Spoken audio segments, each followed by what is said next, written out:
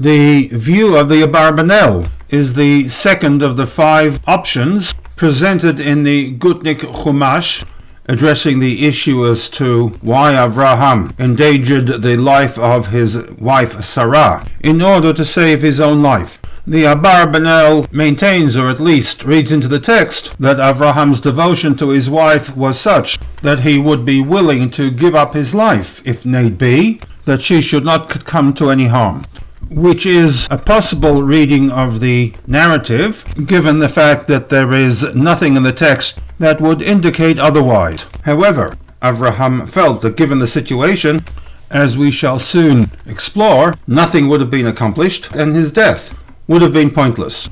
He would have been killed, and Sarah anyway would have been forced to join Pharaoh's harem of many wives. And therefore what he did was to create a situation where he could gain some time and develop a strategy to save both Sarah and himself.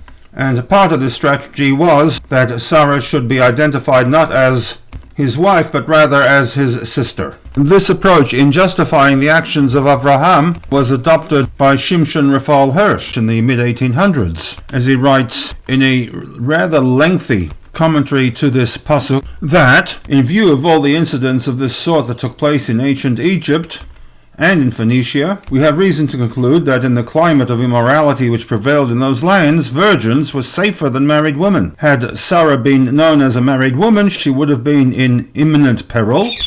In the case of a married woman, one simply killed the husband and thereby solved the problem of adultery. But in the case of a virgin traveling with her brother, one worked in a more circumspect manner. One attempted to obtain the girl by trying to gain favor of her brother. In any event, this procedure took more time and afforded a reprieve of sorts for the woman. In the meantime, God hopefully would provide. And this was the choice that Avraham faced as he was about to enter Mitzrayim, and that it was for Sarah's sake that he decided on the latter alternative. As a married woman, she would certainly be lost, but if she were to pass as a virgin, there was a chance that she might be saved. And in this way we have a possible response to the moral dilemma raised regarding Abraham's actions, built on the premise that if nothing was to be gained by sacrificing one's life, then one should look for other alternatives.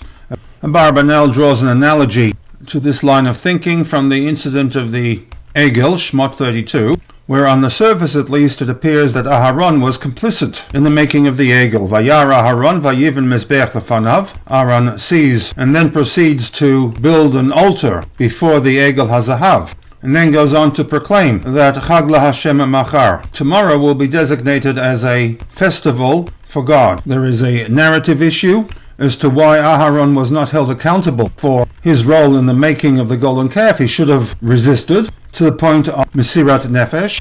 There's also a textual issue in that Vayar Aharon, Aaron sees, but the text does not inform us as to what it was that he actually saw. And on this basis, Rashi quotes a Medrash in Vayikra Rabbah that Devarim Harabeh Ra'a Aaron. Aaron at the time saw many things, one of which was the fact that his nephew Hur ben Miriam attempted to resist Vaharguhu, and the mob killed him. Medrash is built upon a reworking of the words Vayiven Mizbeach Lefanav. From the standpoint of Pshat, the word Vayiven is connected to the word Bet Nun Hey, to build or to erect. Medrash suggests that we might wish to connect it to a Bet Yud Nun Bina, understanding Shoresh, that Aaron understood Mizbeach Lefanav, Mizbeach not an altar but Mizavuach, from the one who had been sacrificed before his very eyes. Aaron understood that if he were to resist, they would kill him, a pointless death. Avraham took the same approach, that there would be no point in sacrificing himself for Sarah if his death would be pointless. And therefore he looked for an alternative plan, and that was Imrina Chotiat, identifying her not as his wife but as his sister. As with all midrashic type reinterpretations of the text that address one problem, it invariably raises another textual problem. In this case, one might ask, why did Avraham not simply turn around and return to Canaan, where there he faced a lesser problem, that of the famine, and for which we might suggest that there was a Maaseh Avot Siman Labanim aspect, that Avraham had to, at this time, spend some time in Eretz Mitzrayim.